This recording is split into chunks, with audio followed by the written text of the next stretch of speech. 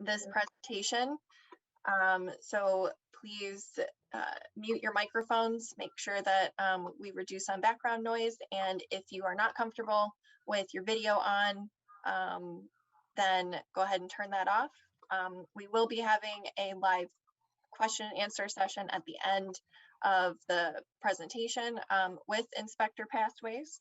So if you have any questions on the railway system or anything in the presentation, you can voice those at the end.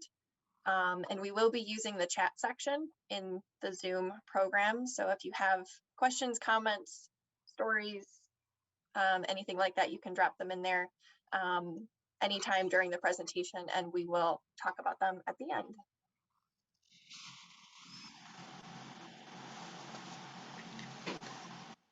Are we waiting for any late minute stragglers? Yep, so we're just gonna wait a couple minutes, let everybody in. And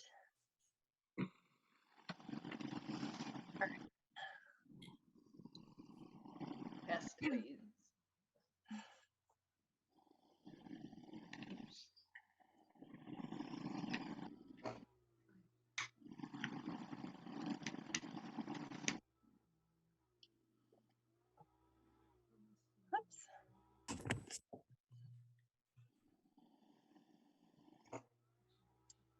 Got it.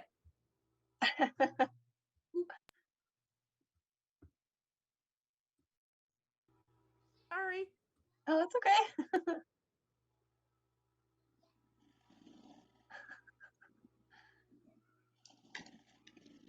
All right, so we're just, like I said, waiting. We'll wait one more minute or so. Make sure everybody's in. Well, while we're waiting, I heard a cute little story the other day.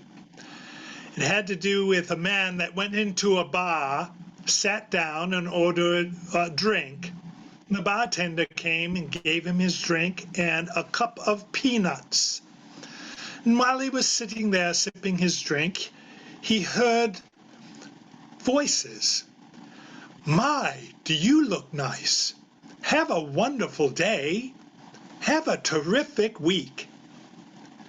So the gentleman looked around and called the bartender over and said, "Hey, I'm the only one seated here at this bar, and I'm hearing these voices. What's up with that?" And the bartender said, "Oh, well, I'm sorry. It's the peanuts. They're complimentary." Very cute. Yeah, that's nice. All Very right. nice. Very nice. All right.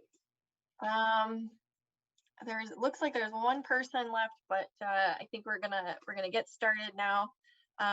So we've got, like I said, we have a presentation on the railway system. I'm gonna show a short introductory video on the society, and then after the railway video, we'll see a walking tour of the outdoor exhibits at the Orchard Lake Museum. So this one last time, this presentation will be recorded. It is recording right now. So to reduce background noise, just make sure you're muted. And if you aren't comfortable being recorded, just turn off your video. And eventually this presentation, along with the Interurban video that Inspector Pathways developed, will be posted on our YouTube page. So once that's up, feel free to share it with anyone who might have missed today's presentation. All right, thank you for joining us, and I hope you enjoy.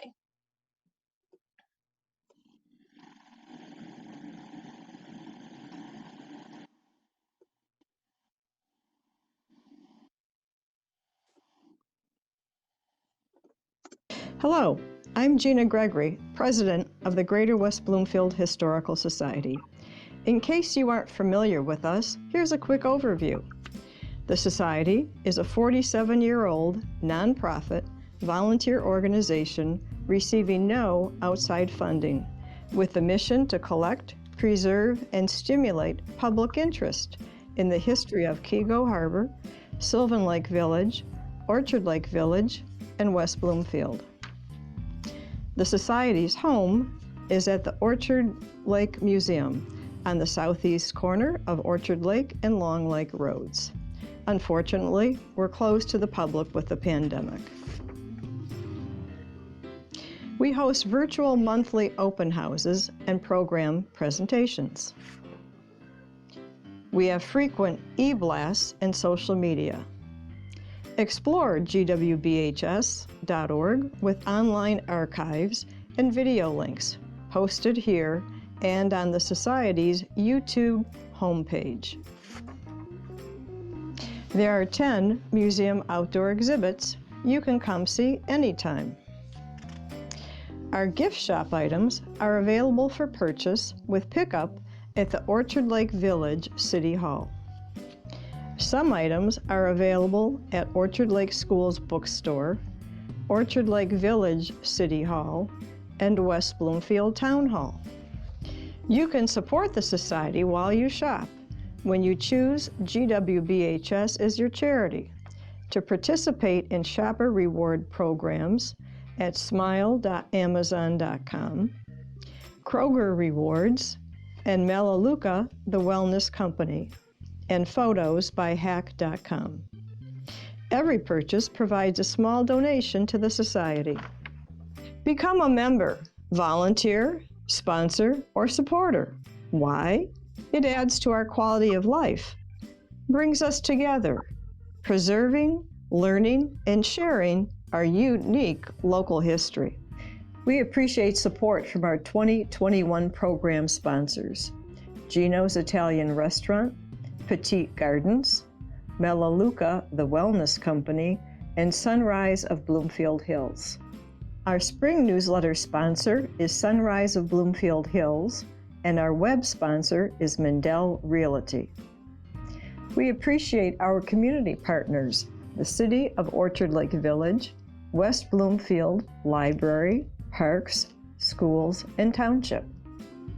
Plan to attend the virtual 2021 Apple Island Tours, Saturday and Sunday, June 12th and 13th at 10 a.m. and 1 p.m. each day.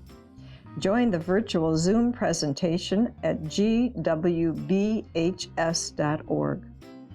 We'll share a free virtual presentation featuring a tour of the Orchard Lake Museum outdoor exhibits, volunteer island docents, presenter Jeannot Winter Elk Pecor, and McQuandon Mike Jewell with a virtual island tour.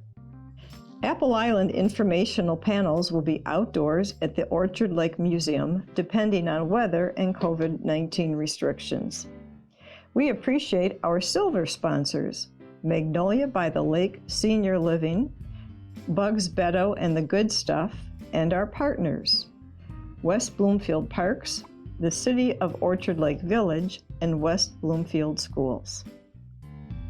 Thank you.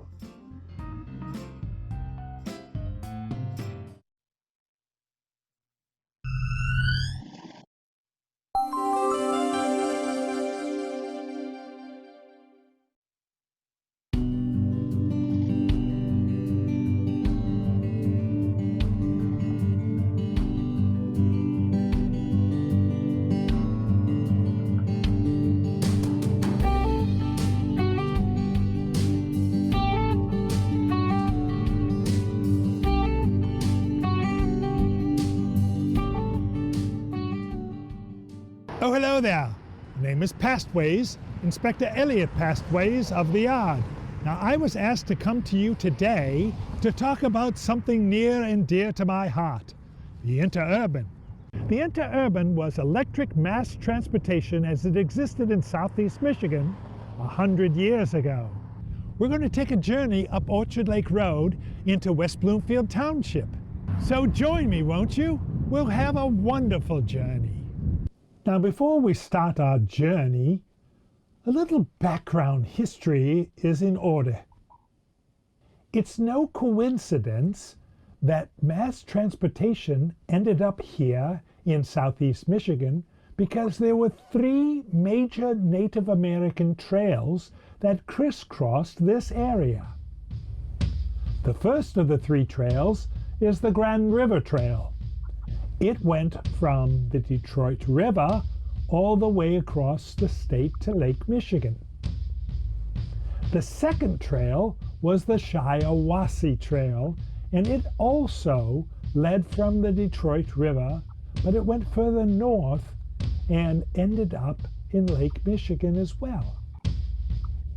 The third of the three trails went north up from what is today Ohio and ended up in Orchard Lake. It's called the Orchard Lake Trail.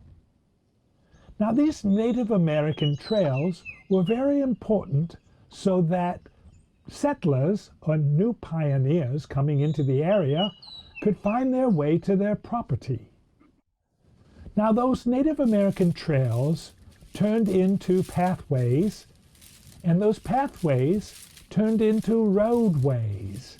And of course, they were dirt roadways that connected farm to farm and village to village. Now, if you add one component to the dirt roads, water, you had a muddy mess. So road conditions were very poor in southeast Michigan. In 1850, the Plank Road Act was passed. That allowed private industries to lay boards over the roads. To use these improved roads, you would pay a penny a mile if you were on foot. You paid 2 cents a mile if you were on horseback, or you'd pay 3 cents a mile if you were in a horse-drawn cart. Some of the improved roads in this area was the Detroit and Howell Plank Road. Here's an example of a toll booth that was located near Botsford Inn. Here's another example of a toll gate. It was on the Orchard Lake Gravel Road. This is an improved road, and that toll gate existed on Orchard Lake Road where Pontiac Trail veers off to the west. Someone came up with a brilliant idea of using train tracks and putting a small trolley on the train tracks. Now, these small trolleys were pulled by horses, and they were called horse cars. Now, this was a temporary solution because you had to consider that the horses can't pull very heavy loads, can't pull them long distances, and then of course you have the care and feeding of the animals and veterinary bills, and what are you going to do with all that manure? An inventor right here in the Detroit area, a man by the name of Mr. Charles Vanderpoel, came up with an idea, putting an electric motor inside the trolley, running a wire overhead above the tracks with a trolley pole that touches the wire, and then the steel track touching the steel wheels would complete the electrical circuit. This was an electrifying idea. Now, back in the 1890s, if you wanted to run tracks in a municipality, you had to get permission. That permission came as part of a franchise.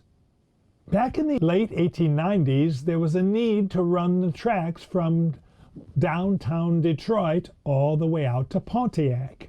Two men, Strathern Henry and his father George, had put in to run the tracks from the city limits of Detroit all the way to Pontiac.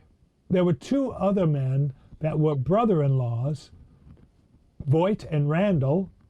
They wanted to do the same thing. Unfortunately, they were beat out by Strathern Henry and his father. So as not to be outdone, they discovered an alternate route to Pontiac. You see, what they did was they combined forces with Colonel Seymour Brownell, who owned the Grand River Electric Railway that ran from downtown Detroit all the way to the village of Sand Hill. Today, Sand Hill is known as Redford. So they combined forces with him and continued the track all the way to Orchard Lake Road in Farmington Township. In 1901, the Everett Moore Syndicate out of Cleveland, led by Jera Hutchins, came along and purchased all 30 independent street rail companies in southeast Michigan. This unification became the new corporation called the Detroit United Railway, otherwise known as the DUR. So now let's take a small journey, and we'll start at what was known as Farmington Junction. A junction is a place where track either comes together or comes apart. Well, hopefully it didn't come apart while there was a trolley on it. As you can see by this photograph, the dirt road that leads out into the distance is Grand River. And you see the trolley track as it curves to the right of the picture? That's leading on to Orchard Lake Road. This was called Farmington Junction. Located at Farmington Junction was this waiting room. Behind the waiting room was the powerhouse. Trolley companies produced their own electricity. It took 600 volts of power to power one trolley down the tracks. If you look to the right side of the photograph, that long building is called a car barn. A car barn is the place where they would repair the trolley cars and store them. Trolley companies usually negotiated with farmers so that they could run their track on the farmer's property instead of running it in the road.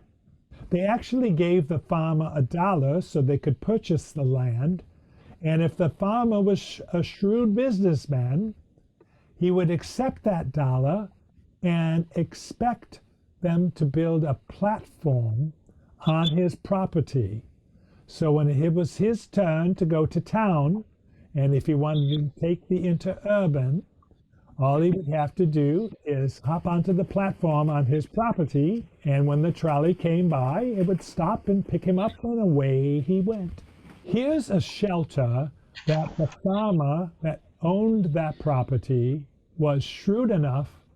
He got more than just a platform. He requested a shelter so he could get out of the elements. This shelter was located at Walnut Lake Road and Orchard Lake Road. This is a view of Orchard Lake Road as it appeared 100 years ago. You can clearly see the trolley track, and you're looking north up Orchard Lake Road at Walnut Lake Road. Now you can see on this map that there's heavy rail, which was the Michigan Airline Railway, and the trolley track came up to meet it.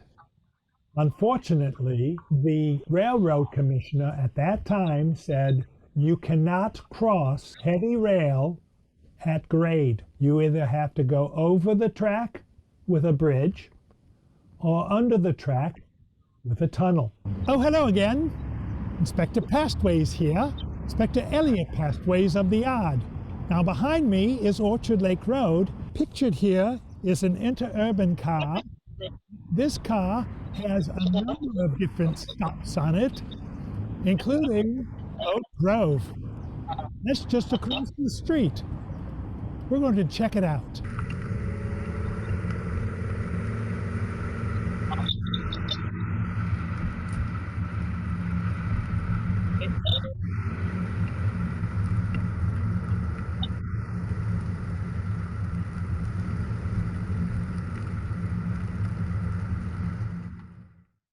As the trolley track was getting closer to what is today St. Mary's Preparatory School, Voight and Randall built a bridge.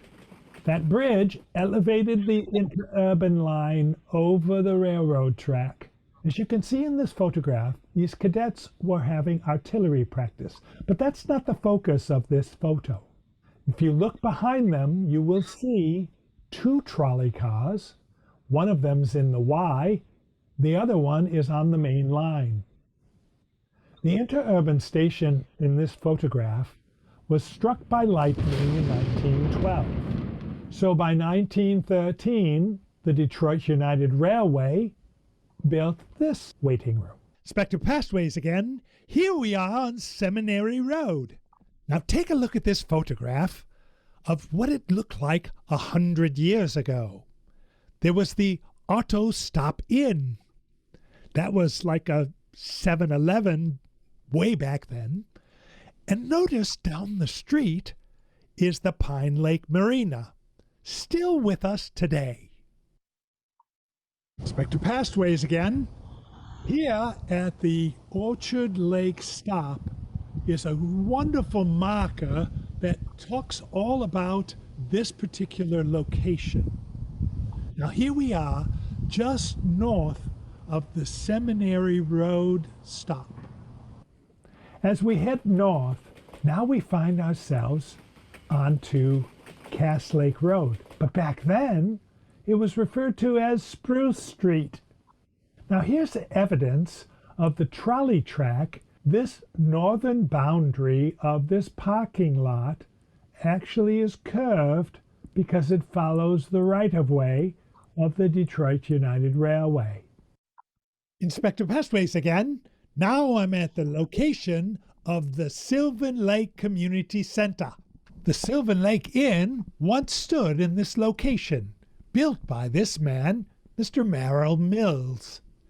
He built a trolley line called the Pontiac and Sylvan Lake Railway to get people from Pontiac to his beautiful resort. Unfortunately, in 1903, the wooden structure burned to the ground.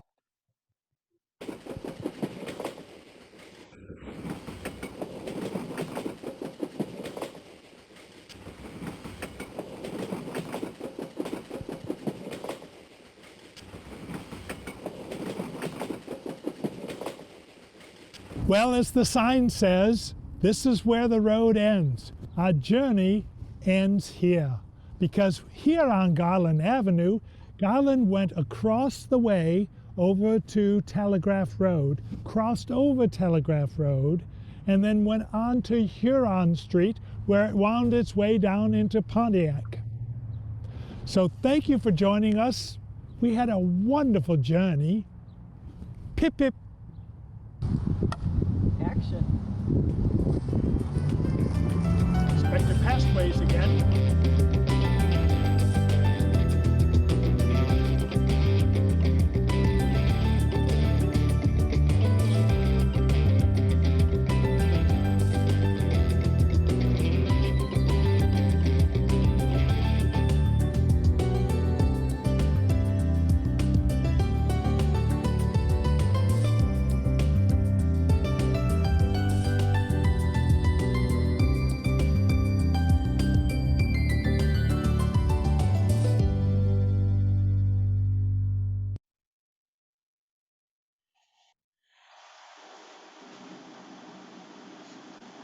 Hello, and welcome to the Orchard Lake Museum. My name is Corey Taylor, and I will be your tour guide today. The Orchard Lake Museum is located on the corner of Long Lake and Orchard Lake Roads in the city of Orchard Lake Village. The museum details the local history of Orchard Lake, Sylvan Lake, Keego Harbor, and West Bloomfield. Today, I will be taking you on a tour of our 10 outdoor exhibits. Let's get started. First up, we have our Wayside sign for the Orchard Lake Museum. This sign is part of the Wayside Exhibits program that's part of the Motor Cities National Heritage Area, a division of the National Park System. This sign is one of 25 panels located around Greater West Bloomfield. You can find a map of all of those locations on our website. Behind the Wayside sign, we have our green school bell. This bell was hung in the Green Schoolhouse, a one-room schoolhouse that was named after the Hartwell Green family, who donated the farmland that was where the school was built on. This bell was one of 3 that hung at different times of the school's history in the tower above the school.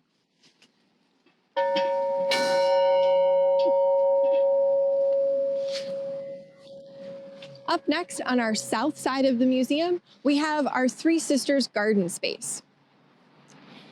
In North America, Native Americans practiced companion gardening. That means that they combined the three main agricultural crops of squash, maize, and climbing beans, which promoted more successful growth for all. Next to our garden, we have our newest exhibit, which is our embedded tree. A society member rescued this tree section in the fall of 2020, and it has embedded street signs right into the bark. In 1928, these two street signs were nailed to the tree as street markers. Over time, as the tree grew, it began to envelop the street signs, and the signs almost completely disappeared until the tree was about to be cut down, and our member rescued it and donated it to the museum in the fall of 2020. On the west side of our museum is our front porch. First exhibit we have here is our grinding stone. Now, this stone would be used to sharpen tools made of iron, and guests can sit on the grinding stone and see what it's like to sharpen a tool when the grinding stone is on exhibit in the museum. Next to the grinding stone, we have our doctor's carriage. And this carriage was used in the early 1900s when doctors would travel from house to house to make house calls to visit sick patients. There's a couple of features of this carriage that make it important. One of them are these high wheels. So the wheels would help the doctor navigate the carriage around potholes, which are very common in Michigan. And this dash, which helped protect the doctor's legs from mud and stone and sand that would be kicked up as the carriage traveled along. Behind the carriage is our stoneware crock.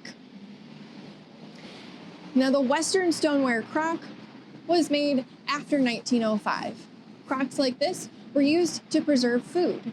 European settlers in the area might have used this in a variety of preservation methods, like salting, pickling, and sugaring. Behind our crock, we have this window. Now, the window would have been in one of the buildings on the Michigan Military Academy's campus. Michigan Military Academy became the Orchard Lake Schools. The academy ran from 1877 to 1907 and was known as the West Point of the West during its tenure in Orchard Lake. Up next on the north side of our museum, we have our Apple Island sign.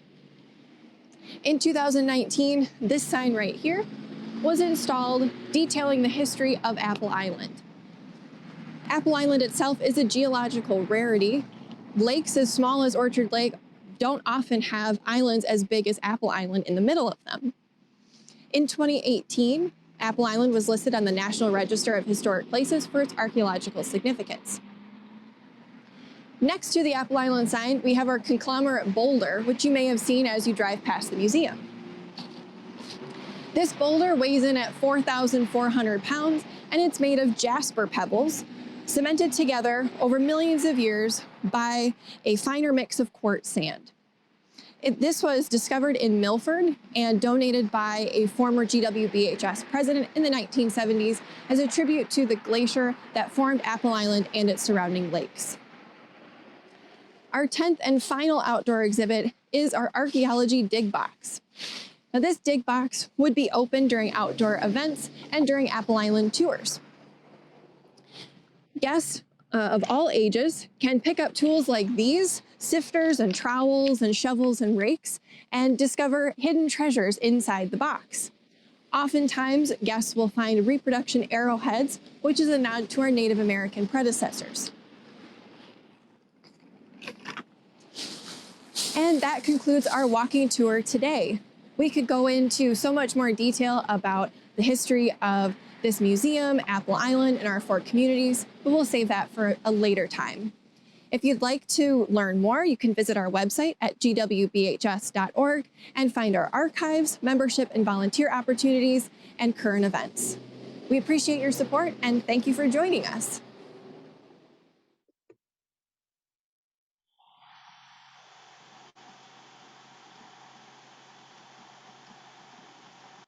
All right, That was lovely, Corey. good. Thank you.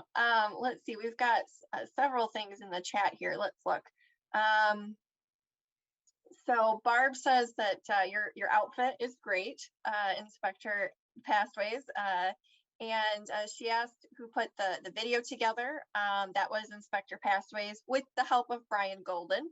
Um, And of course, Gina Gregory, yes. director. And yep, so like Gina said in the chat, we will, the video will be posted. So this recording will be posted on our YouTube page, but then also the meat of the presentation, the actual video about the railway will be also posted on YouTube. Let's see, so Tony asks, is the powerhouse the building on the south side of Grand River, right at Orchard Lake Road in Farmington? That is correct. Today, it's usually referred to as the winery because in 1930, it was purchased by the LaSalle Winery Company, making it the largest winery in Michigan. And it made its home there at the spot that used to be the old powerhouse. So today people know it as the winery. The thing that I wanted to point out, which I normally do if I'm conducting a tour, and that would be there is a 120-foot smokestack on the back side of the building. And I usually point out that you don't need to burn coal to make wine. That's true. All right. Good question. Oh, Barb asks, how much did it cost to ride the railway? Well, based on how long you were going to be on the trolley, that would have a big impact on the price that you would pay. Now, generally speaking, for a nickel, you could hop on the Interurban in downtown Detroit, hop on the what they called the Orchard Lake Division, and take it all the way to Farmington Junction. At that point, you probably would transfer and head north up Orchard Lake Road. At that time, there were transfers much like what you'd find on buses today. You could either continue going west on Grand River and take it into downtown Farmington. Then it would travel south on what is today Farmington Road all the way to 8 Mile. You could continue on the Interurban on 8 Mile, and it would find its way southward into Northville. Southward into Northville. That's, well, never mind that. But you could go all the way to Northville by riding the Orchard Lake Division. In Northville, you could transfer. They had what was called the Plymouth Division, and you could take that south all the way to Michigan Avenue. But so at Farmington Junction, the opportunity was to go north up Orchard Lake Road into, as you saw on the map, into West Bloomfield Township, into Orchard Lake, Keego Harbor, Sylvan Lake, and then end up in Pontiac. So a lot of connections and a lot of different ways to get to a bunch of different places. And how much, do you know how much it would cost to take one of those rides? Well, very interesting you should ask. They developed something. They always wanted to create an incentive to ride the Interurban, especially as road conditions were improving. So they created something called the Triangular Trolley Trip. Now, the Triangular Trolley Trip started in downtown Detroit. and then took the Pontiac division that went out Woodward Avenue all the way to Pontiac. You would transfer in Pontiac to the Orchard Lake division, take that all the way down to Farmington, take that further down into Northville, then transfer again to the Plymouth division, take that all the way down to Michigan Avenue, and you would transfer on Michigan Avenue and take the Interurban all the way back down to downtown Detroit. That was called the Triangular Trolley Trip, and that trip back in the 1920s was 95 cents. Now that was a lot of money in 1920 because you could buy a loaf of bread for less than 5 cents. Good question. How much? Let me see. 95 cents in 1922 today. Just out of curiosity. So that would cost about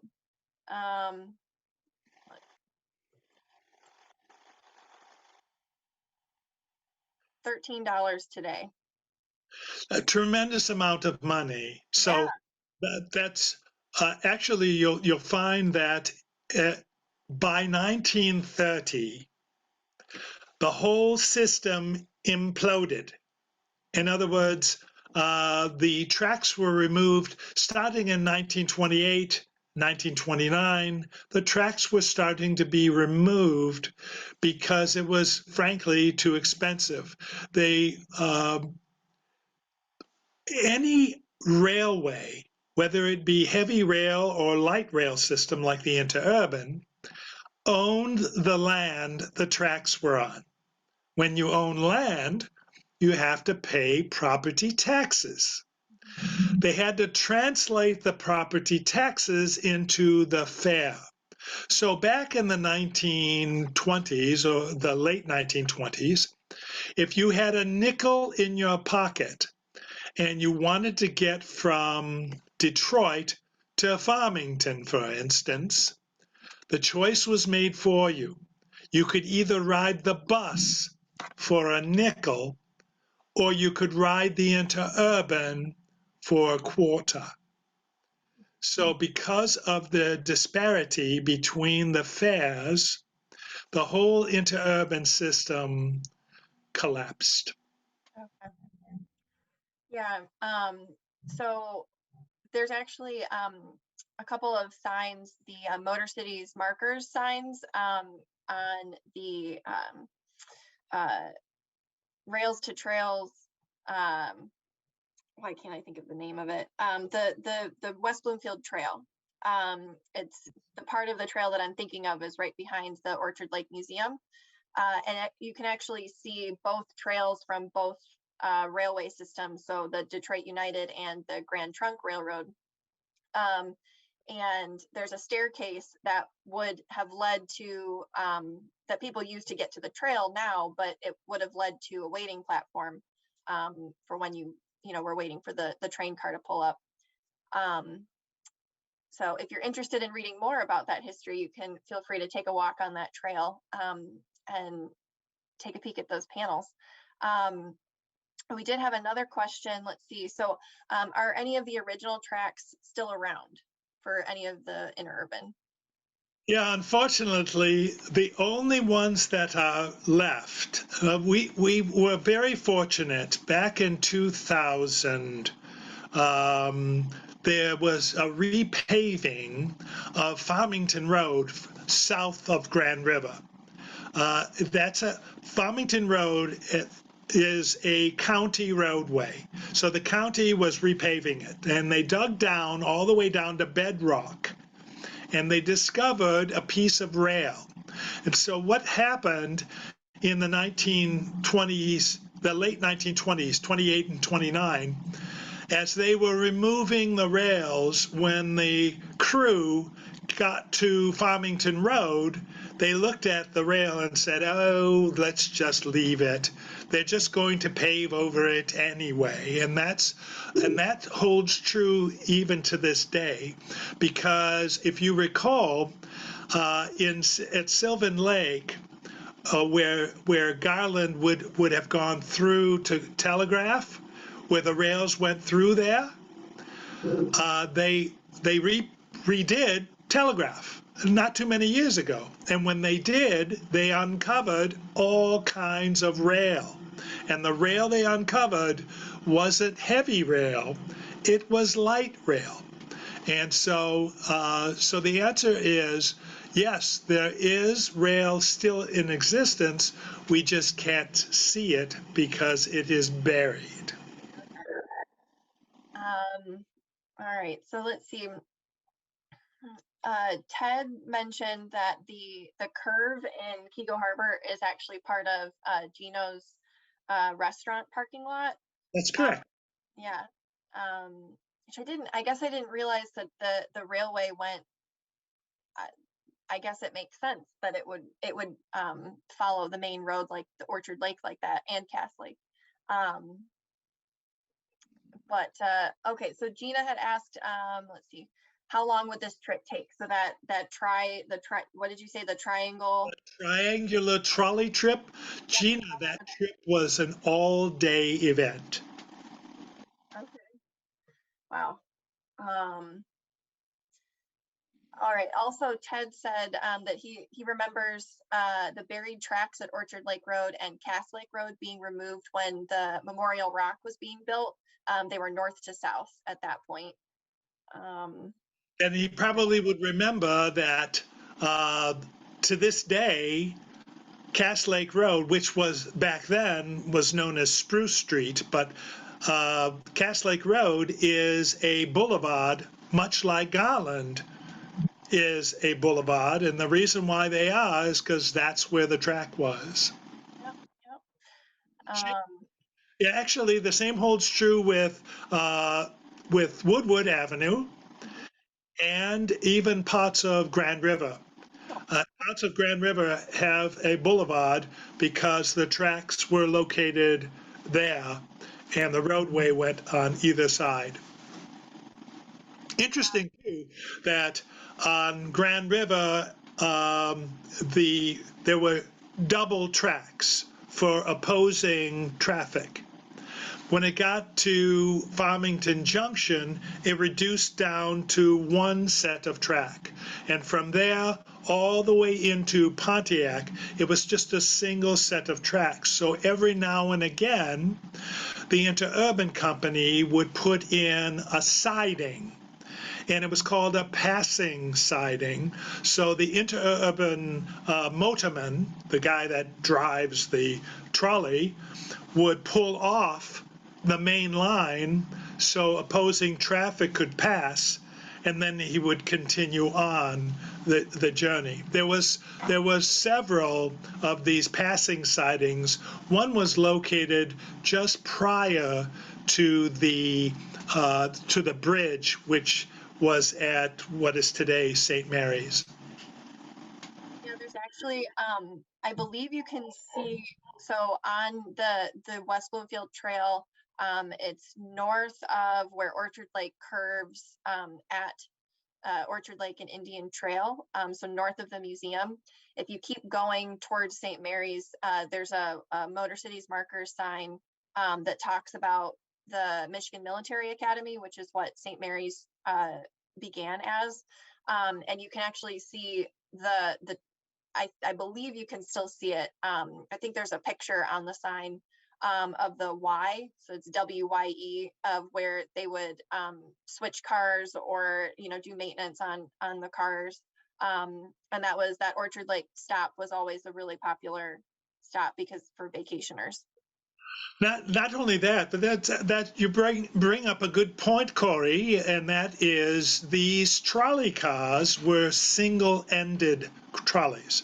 In other words, they had a front and a back.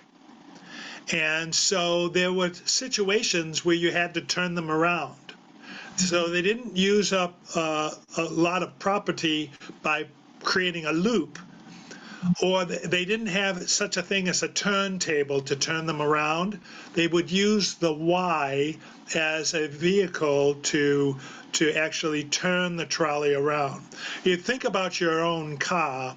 When you make a 3-point turn, you go up, you curve, and then you back up, and then you head down again. So you turn your car around that way.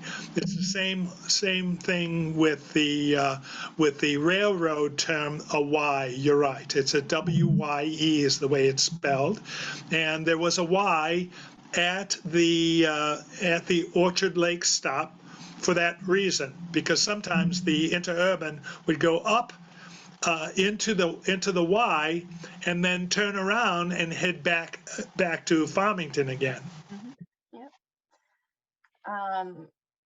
Oh, yep, I forgot. We do have some of the rails from a very small portion of the rails from the tracks at the Orchard Lake Museum. And they, I believe, will be on display when we open up the gallery again in the future. So make a mental note to check those out. And Arden says that Detroit was said to have the finest public transportation system in 1910, better than even New York City with its subway. I think I'd rather have an interurban railway than ride the New York City subway, to be honest. Arden is correct, because there was a point in history, Michigan history, that we had the most mileage of track of any other state in the Union. Of course, we were rapidly surpassed by many other states, especially Indiana. For some reason, Indianapolis became the junction for many interurban railway systems into Indiana, actually. Other than one might think that Chicago would be a logical location, when in fact it was Indianapolis that was the culmination of many interurban rail lines. Kim asked, did Northwestern Highway have train tracks? Was that part of the train system? No, it did not. Some even ask me or think that the interurban system went further west from downtown Farmington into Novi Township, and that didn't happen either. It did go west, but west of Farmington Road at 8 Mile leading into Northville. But that's as far west in the northern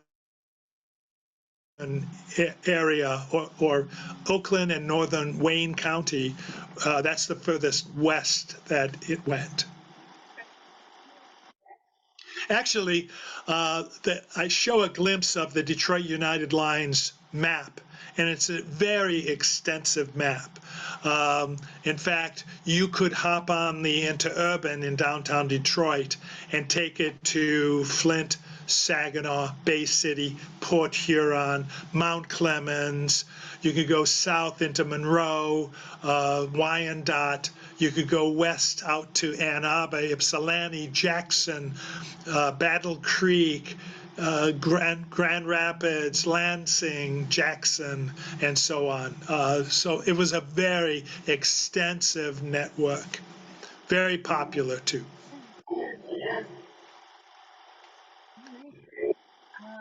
I think that we've gotten through all of the questions. Let me just double check.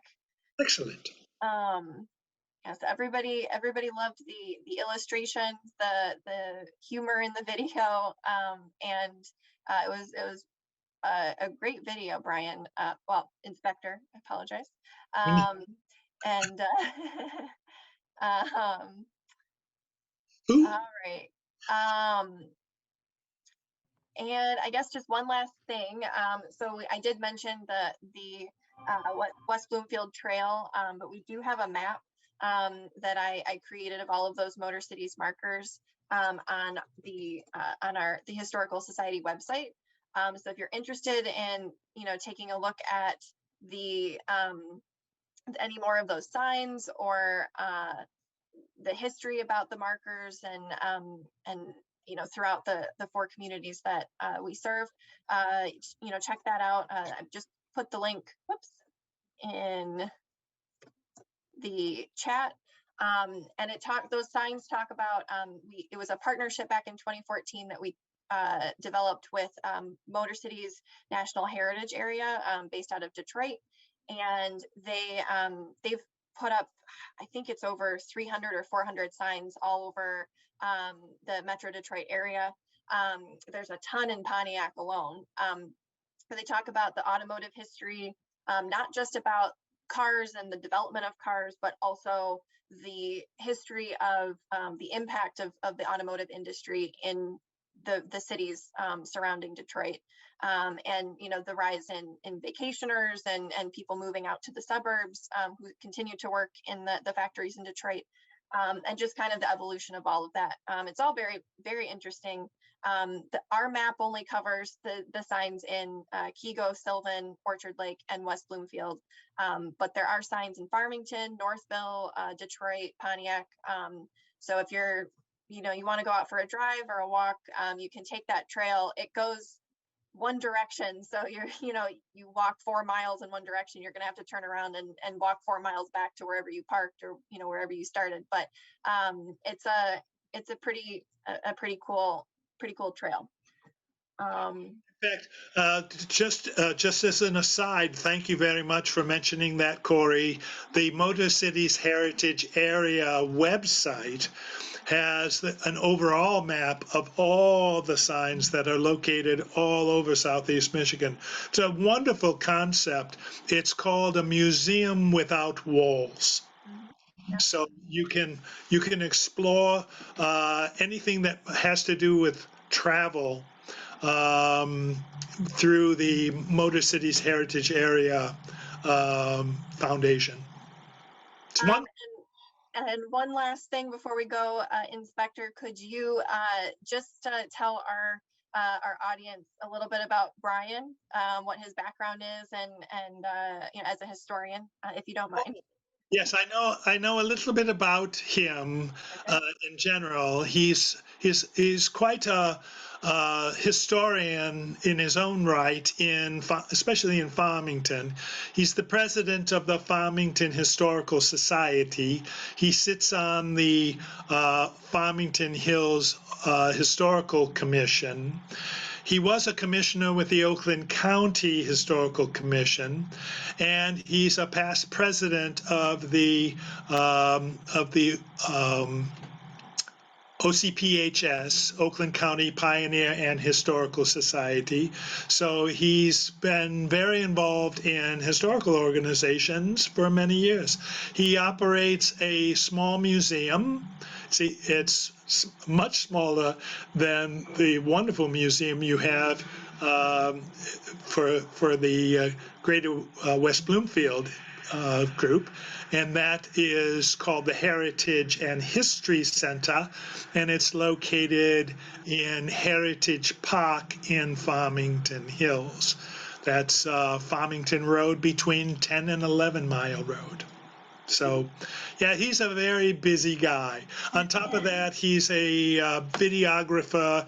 He's the one who actually put the video together, and he let me be the spokesperson for history because I think he's a little camera shy. All right. And Inspector, where do you hail from? How did you get involved in this? Well, I was actually born and raised in Detroit, the northwest side of Detroit, but we moved out into Southfield, and I actually moved to Farmington about 35 years ago, and been a resident of Farmington ever since. So I found myself being involved with Farmington history, and Mr. Golden kind of drags me along wherever he goes. Gotcha. All right. Well, I think that about wraps it up. If no one else has any other questions or comments, like I said, this will be posted to our YouTube page eventually, hopefully later this month or next month. So we just so everyone is aware, our next presentation is on May 19th at 7 p.m. We're going to be talking about the traditional aspects of Native American life with McQuandon Jewel. We did a Civic Center TV and the Historical Society partnered to create a video with Mike in 2019 that we were going to premiere in 2020, but because of the pandemic, we postponed it. So we're going to be premiering it in a couple of weeks through the West Bloomfield Library. So you have to register with the West Bloomfield Library to view the video on its premiere night. And if you would like to participate in the live question and answers session with McQuandon. Hopefully it'll be broadcast with on Civic Center TV on their website as well. But we're still working out the logistics with that. So if it's not broadcast and you can't make it to the premiere, like I said, like everything else, the video will be posted on our YouTube page. And so we'll send out an email and a social media post about when that happens. So if you can't make it, you'll be able to see it. And then also, because we skipped it last year, we're really excited that we're able to do a virtual Apple Island tour presentation in June. So we're going to be doing 4 sessions the second weekend in June. We're going to have some volunteer docent talks, and then a couple of our regular presenters who are on the island. They'll be doing a couple presentations also, and we'll also have a virtual tour of the island. So we're really excited about that, and we hope that you can join us for those. It is a free program and it will be on Zoom. So all of that information for the May 19th program and the Apple Island tours are all on our website, just on right on our homepage. So as always, we appreciate everyone joining us today, and we hope you, even though it's a little rainy, we hope you enjoy the rest of your afternoon. And thank you to Inspector Pastways and to Brian Golden. Hip hip. All right. Thank you all for joining us. Have a good day. Thank you for watching. Please support Greater West Bloomfield Historical Society efforts at gwbhs.org. Thank you.